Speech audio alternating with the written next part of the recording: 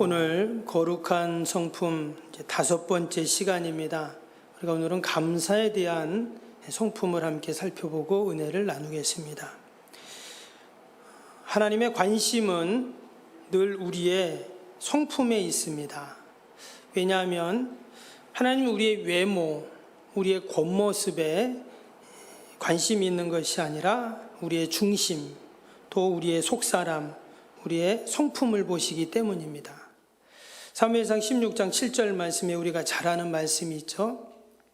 내가 보는 것은 사람과 같지 아니하니 사람은 외모를 보거니와 나 여호와는 무엇을 본다고요? 중심을 보느니라 말씀하셨습니다. 여기서 중심이 뭘까요? 여러분, 사람의 중심이 뭡니까? 코가 중심일 수도 있고요. 아니면 가운데 배꼽이 중심입니까? 여기서 말하는 중심이라는 것은 바로 우리의 성품을 말합니다. 속사람을 말하는 것이죠. 그래서 하나님께서는 늘 우리의 중심, 바로 우리의 속사람, 성품을 보십니다.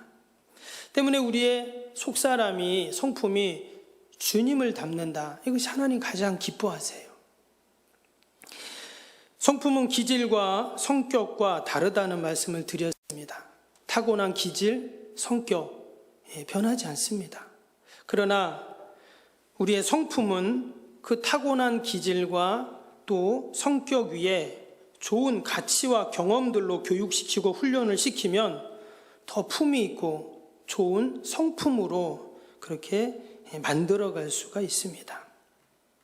그래서 성경에서 말하는 이 거룩한 성품이라고 할 때 우리가 지난번에 에베소서에는 신성한 성품이라 했죠.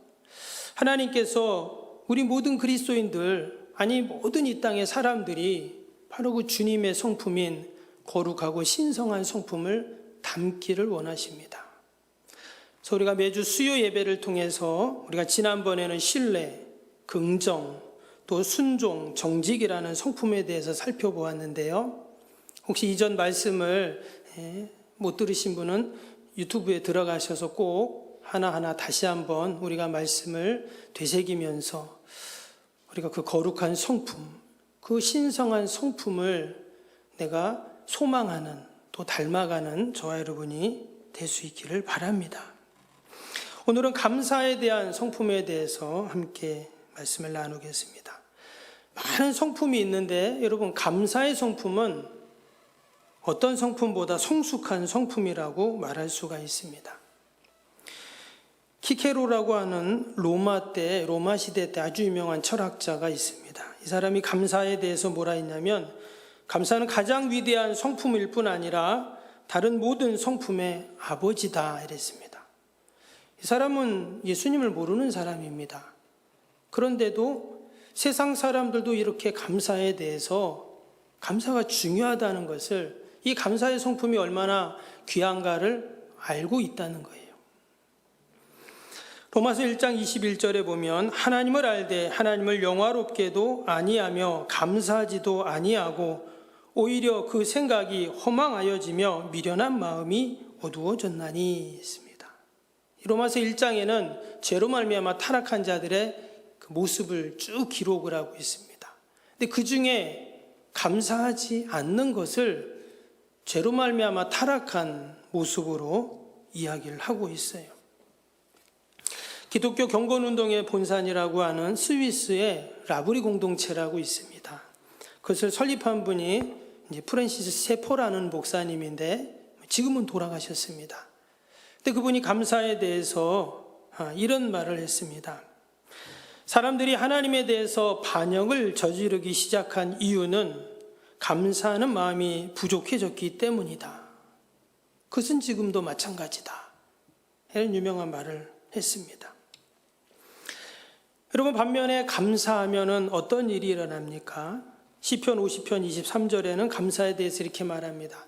감사로 제사를 드리는 자가 나를 영화롭게 하나니 그의 행위를 옳게 하는 자에게 내가 하나님의 구원을 보이리라. 여기서 감사로 제사 드릴 때, 감사할 때 하나님을 영화롭게 한다 이렇게 말했고, 또 그 행위를 옳게 하는 자, 바로 감사하는 자죠. 하나님의 구원을 본다. 이렇게 말씀하셨습니다. 고든 맥도날드라는 유명한 목사님이 하나님이 축복하는 삶이라는 책에 이런 감사의 글을 기록을 합니다. 과연 어떤 노인이 되고 싶은가? 이런 질문이 나오는데 거기에 보면 이 목사님이 이런 말을 합니다.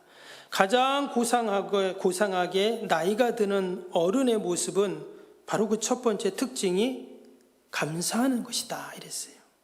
그러면서 표현을 뭐라고 했냐면 머릿속에 맨 처음에 떠오르는 단어는 감사라는 단어였다. 그들은 모두 감사하는 사람이다. 그들의 대화, 그들의 시선, 또 사건들에 대한 반응들 하나같이 다 감사하는 모습이다. 그들은 누군가가 자신들을 위해 혹은 다른 사람을 위해 하는 일을 금방 알아차린다. 그리고 그 사람에게 그가 타인의 유익을 위해 행동했다는 사실을 얼른 알려준다. 감사의 특성은 건강한 영혼의 핵심을 이룬다. 감사를 하려면 무심코 지나칠 수 있는 일도 놓치지 않는 예리한 눈이 필요하다. 내가 아는 어른들에게는 그런 눈이 있다. 그래서 그들은 좋은 건강과 새로운 기회들을 주시는 하나님에게, 사랑을 다하는 배우자에게, 격려와 우정을 베푸는 친구들에게, 그리고 자신을 찾아와 힘을 얻고 가는 젊은이들에게 늘 감사하다는 말을 잊지 않는다. 참 대단한 통찰이죠. 하나님이 축복하는 사람은 어떤 사람인가? 감사하는 자라는 거예요. 우리 그런 의미에서 우리 옆에 있는 분에게 감사합니다 한번 이렇게 말해볼까요? 감사합니다. 예. 얼마나 좋습니까? 감사합니다. 감사의 사람, 감사의 성품을 가진 사람은 언제나 감사의 말을 하겠죠. 그래서 저와 여러분이 늘 감사의 성품을 갖는 자가 될 수 있기를 바랍니다. 성경의 다니엘은 참 감사하는 사람이었습니다. 다니엘 6장 10절에 보면 이 말씀이 나오죠. 다니엘이 이 조서에 왕의 도장이 찍힌 것을 알고도 자기 집에 돌아가서는 윗방에 올라가 예루살렘으로 향한 창문을 열고 전에 하던 대로 하루에 3번씩 무릎을 꿇고 기도하며 그의 하나님께 감사하였더라. 왕의 도장이 찍혔다는 말은 그가 그 명을 어기면 죽는다는 것을 알고 있어요. 그럼에도 불구하고 그는 감사를 멈추지 않았다 하는 것입니다. 이것은 다른 말로 하면 그는 일평생 감사하는 사람이었다는 것을 말하는 겁니다. 어느 날 감사하고 한두 번 감사했다면 감사를 하지 않았겠죠. 그랬다간 지금 죽는데 그럼에도 불구하고 감사했던 것입니다. 사도 바울도 보면 예수님을 만난 이후에 그는 감사의 사람이 되었습니다. 아니 감사의 사람이 되려고 했어요. 자신의 연약함을 감사했고 자신의 고난에도 감사했고 또 만나는 모든 사람들에게 감사의 삶을 살도록 권면했습니다. 골로새 2장 6절 7절 보면 그러므로 너희가 그리스도 예수를 주로 받았으니 그 안에서 행하되 그 안에 뿌리를 박으며 세움을 받아 교훈을 받은 대로 믿음에 굳게 서서 감사함을 넘치게 하라. 그는 감사가 기적을 만든다 하는 것을 알았던 것이죠. 행복의 비결이고 좋은 관계를 맺는 비결이 뭔가? 감사였어요. 여러분 누군가 나에게 아이고 감사합니다. 너무 고맙습니다. 여러분 이런 말을 하는 사람하고 기분 나쁘게 지낼 사람이 누가 있겠어요? 그리스도인의 변화와 성숙이 바로 감사 안에 담겨 있죠. 그래서 이 감사의 성품이라는 것은 정말 우리 그리스도인들에게는 반드시 있어야 할 성품 중에 성품입니다.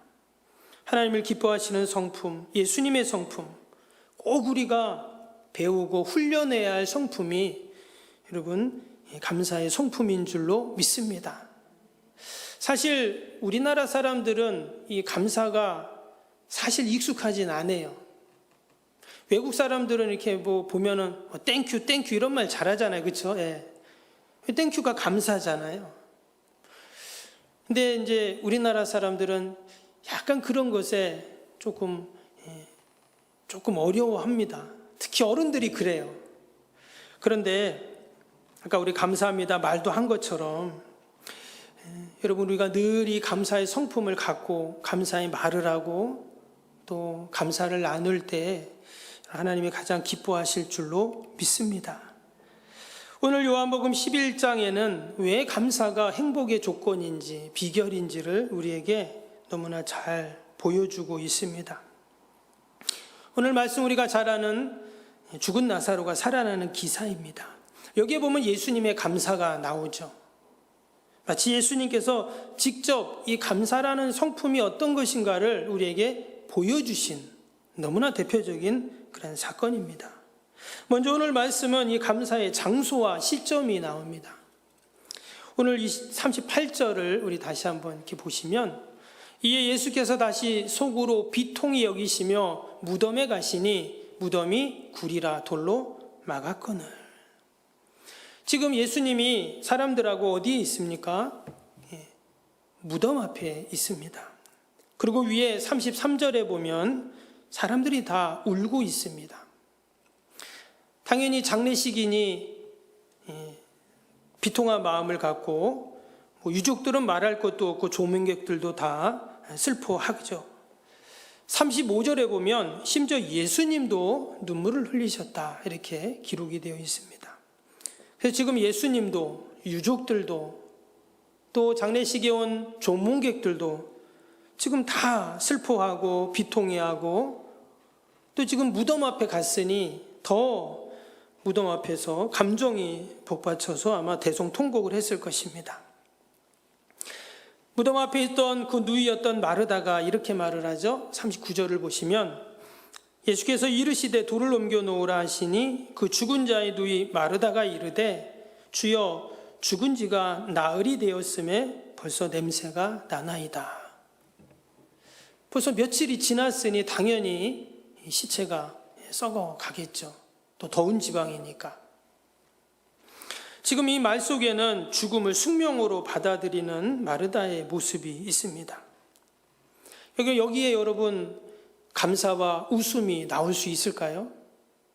죽어서 며칠이나 돼서 악취가 나는데 거기서 지금 감사가 나올 수가 없죠. 근데 중요한 것은 뭐냐? 예수님이 그 무덤 앞에, 죽음 앞에, 숙명 앞에 41절을 보니까 이렇게 말씀을 하십니다. 돌을 옮겨 놓으니 예수께서 눈을 들어 우러러 보시고 이르시되 아버지여 내 말을 들으신 것을 감사하나이다. 사람들은 다 슬퍼하고 비통해하고 또 죽음을 숙명으로 받아들이는 그 현장에서 예수님은 지금 감사를 이야기하고 있다 하는 것입니다. 분명히 감사할 상황이 아닙니다. 거기에 몇 명이 있었는지 정확히 성경에 나오지는 않지만 분명히 많은 사람이 있었을 겁니다. 이 마리아와 마르다 또 나사로가 예수님과 제자들을 대접하고 섬겼던 그 모습을 보면 분명히 나사로 가정은 다른 사람을 잘 섬기는 그런 가정이었어요. 여러분, 우리도 이렇게 장례식을 하거나 이렇게 가보면 여러분 다른 사람을 많이 섬기고 또 찾아다니고 이랬던 사람들은 어때요? 많은 조문객들이 오잖아요. 분명히 나사로의 장례식에도 많은 사람들이 왔을 겁니다. 그 중에서 아무도 감사하는 사람은 없습니다. 왜? 다 슬퍼하죠. 낙심해하고 비통해하죠. 근데 지금 예수님은 감사합니다 이렇게 말씀을 하고 있어요. 눈물을 흘리고 슬퍼해하는 상황임에도 불구하고 감사하고 있다는 겁니다. 이것은 우리에게 무엇을 말씀하냐면 감사는 어떠한 상황에서도 어떠한 시간에도 감사할 수 있다는 거예요. 심지어 무덤 앞에서도 죽음 앞에서도 감사할 수 있다는 거죠. 데살로니가전서 5장 16절 18절 말씀에 항상 기뻐하라 쉬지 말고 기도하라 범사에 감사하라. 이것이 그리스도 예수 안에 있는 너희를 향하신 하나님의 뜻이니라 하셨습니다. 여기서 범사에 감사하라, 모든 일에 감사하라 하는 말씀이죠. 심지어 죽음의 상황까지도 포함이 됩니다. 그럼 왜 하나님은 우리에게 이처럼 죽음의 상황까지도 감사라고 하셨을까요? 그 해답이 바로 오늘 본문에 나옵니다. 바로 예수님의 감사를 통해서 우리가 그것을 알 수가 있습니다. 41절 다시 보시면 예수님이 무덤 앞에서 지금 무엇을 하고 있습니까? 하늘을 우러러, 예수께서 눈을 들어 우러러 보시고 이르시되 아버지여 내 말을 들으신 것을 감사하나이다. 즉 예수님께서 감사 기도를 하고 있다 하는 것입니다. 감사 기도를 하고 계세요. 그랬더니 44절에 죽은 자가 수족을 배로 동인 채로 나오는데 그 얼굴은 수건에 쌓였더라. 예수께서 이르시되 풀어놓아 다니게 하라 하시니라. 예수님이 감사 기도하신 이후에 나사로가 나오니까 풀어놓아 다니게 하라 또 이렇게 말씀하셨어요. 선포하셨어요. 지금 감사 기도 후에, 감사 선포 후에 놀라운 기적이 지금 일어나고 있다라는 것입니다. 그래서 우리는 지금 왜 예수님이 무덤 앞에서 감사하셨는가를 우리가 알 수가 있습니다. 지금 예수님은 죽은 자를 살리기 위해서 감사하셨어요. 즉, 여러분, 감사는 죽은 자도 살리는 기적을 일으키는, 다시금 회복시키는, 다시금 소생되게 하는 여러분 생명의 역사가 바로 이 감사 안에 있는 줄로 믿습니다. 그래서 우리는 늘 감사하고 또 감사하고 또 감사해야 돼요. 왜? 거기에 생명의 역사가 있으니까. 아멘. 그래서 여러분 혹시 우리 주위에 다시금 회복되고 소생되고 살아나야 할 사람이 있다, 물건이 있다, 상황이 있다, 조건이 있다. 여러분 거기에 우리가 감사의 기도를 하고 감사의 선포를 할 수 있기를 바랍니다. 오늘 또 한 가지 예수님의 그 감사의 시점을 보면 지금 나사로가 살아나서 감사한 게 아니라 어떻게 했습니까? 살아나기 전에 감사를 했어요. 우리는 대개 좋은 일이 있으면 또 감사할 조건들이 있으면 감사를 합니다. 근데 지금 예수님은 말 그대로 미리 감사한 거예요. 좀 살아나기 전이잖아요. 근데 미리 감사 기도를 하시고 감사했다는 겁니다. 그래서 여러분 미리 감사하는 게 기적을 만드는 거예요. 미리 감사하는 게 예수님이 우리에게 그것을 지금 가르쳐주고 계시는 겁니다. 미리 감사하라 이 말씀이에요. 지금 아무도 미리 감사하는 사람은 없습니다. 당연히 나사로가 살아난 다음에는 너무 감사하죠. 그래서 12장에 보면 잔치를 베푸는 내용이 나오는데 살아났으니까 너무 감사하잖아요. 근데 예수님은 그게 아니라는 거예요. 미리 감사하라는 거예요. 아멘. 혹시 생신이 이제 다가오는 분이 있으면 미리 감사하세요. 혹시 아이가 학교에 시험을 봤다, 취업을 한다, 결혼 전이다. 결혼하고 감사하지 마시고 시집장가 보내기 전에 미리 감사하세요. 아멘. 그러면 하나님께서 좋은 짝을 만나게 하시고 또 길을 열어주시고 함께 하실 줄로 믿습니다. 제가 종종 감사헌금 내역을 이렇게 보면은요, 미리 감사하시는 분들이 계세요. 그런 분들이 계십니다. 참 너무 귀해요. 안 될 수도 있잖아요. 그러나 하나님 미리 감사하는 거예요. 이 믿음이죠. 그래서 오늘 42절에 보면 미리 감사하는 그 이유가 나옵니다. 보세요. 항상 내 말을 들으시는 줄을 내가 알았나이다. 그러나 이 말씀 하옵는 것은 둘러서 무리를 위함이니 곧 아버지께서 나를 보내신 것을 그들로 믿게 하려 함이니이다. 여러분 어떻게 미리 감사할 수 있을까요? 그것은 바로 믿음으로 감사할 수 있는 것입니다. 믿음은 다분히 미래지향적이죠. 소망하고 바라고 믿는 것이니까요. 결코 과거지향적이 아니다 하는 겁니다. 감사도 마찬가지입니다. 나사로가 아직 살아나지 않았지만 아버지여 내 말을 들으신 것을 감사합니다. 이렇게 지금 기도하셨어요.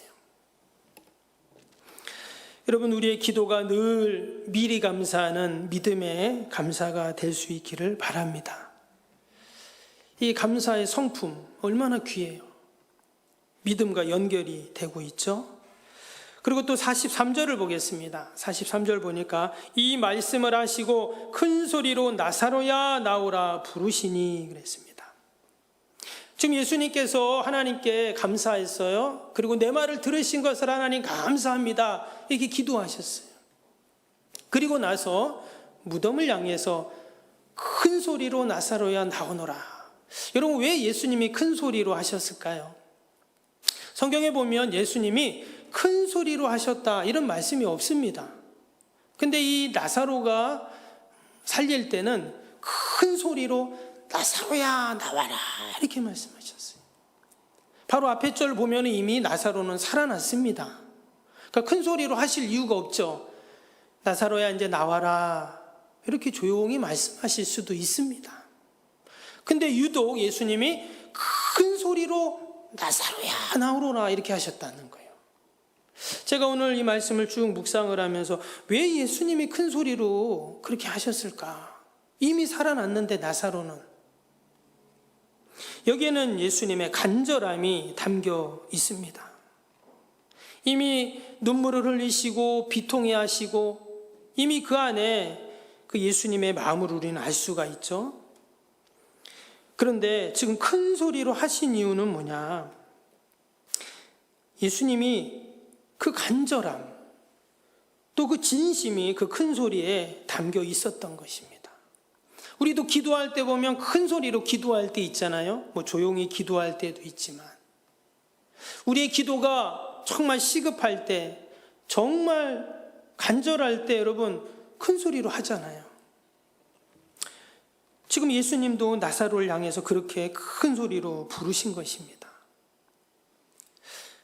그래서 우리의 감사 안에 어떤 것이 담겨 있어야 되냐? 우리의 진정한 간절함들이 우리의 감사에 담겨서 우리가 여러분 감사할 때 거기에 회복의 역사, 기적의 역사들이 분명히 일어날 줄로 믿습니다.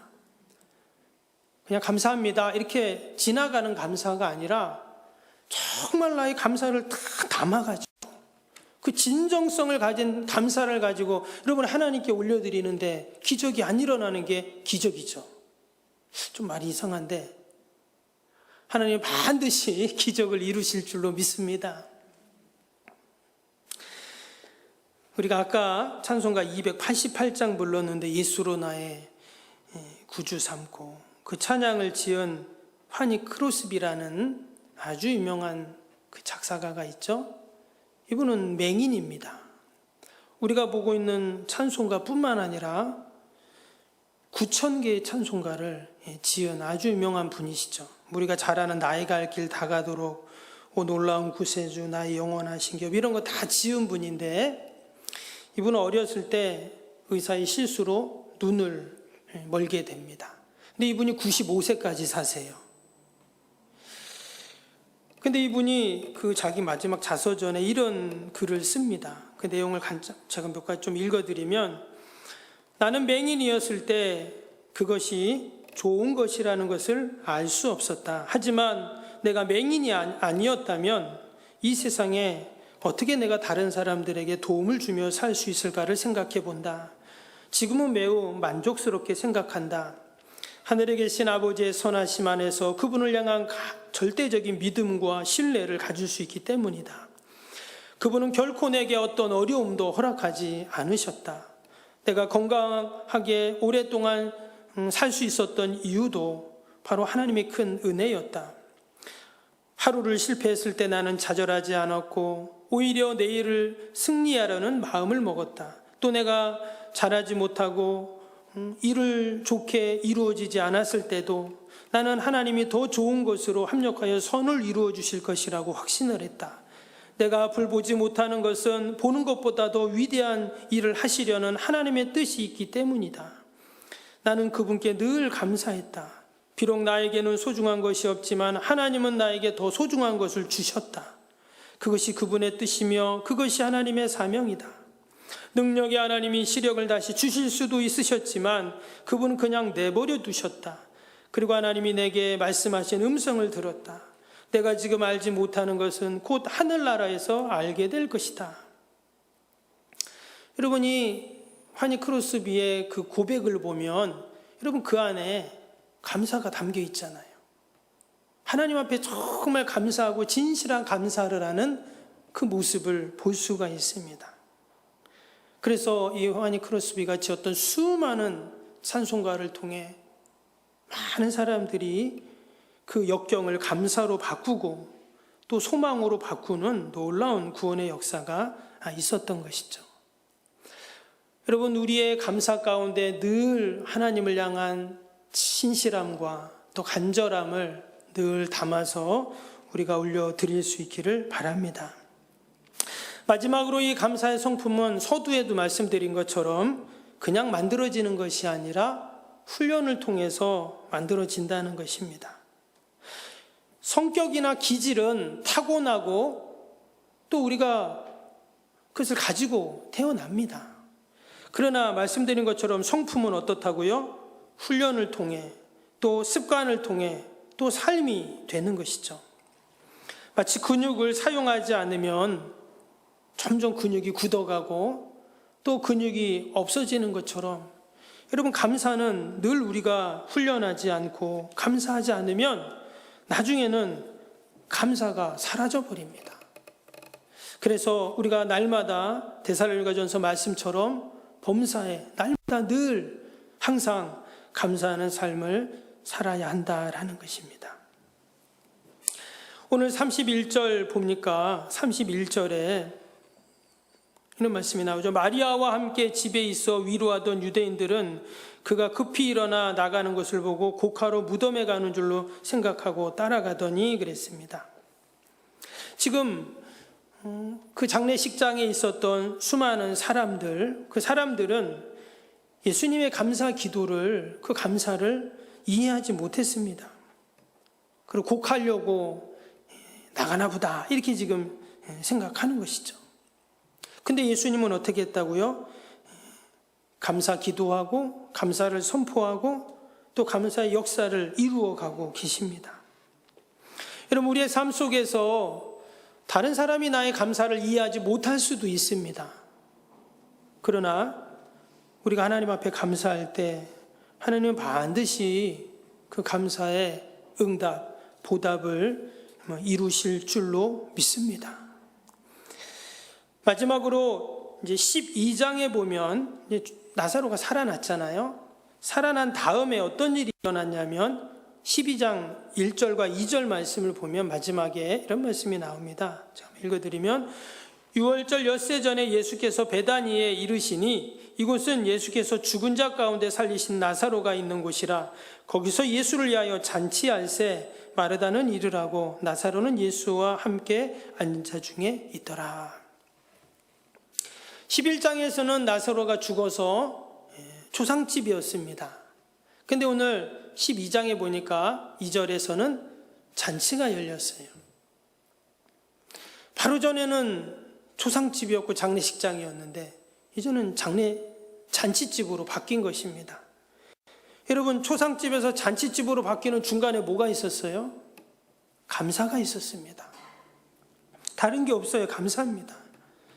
그래서 감사는 우리의 삶을 잔치집으로 바꾼다는 거죠.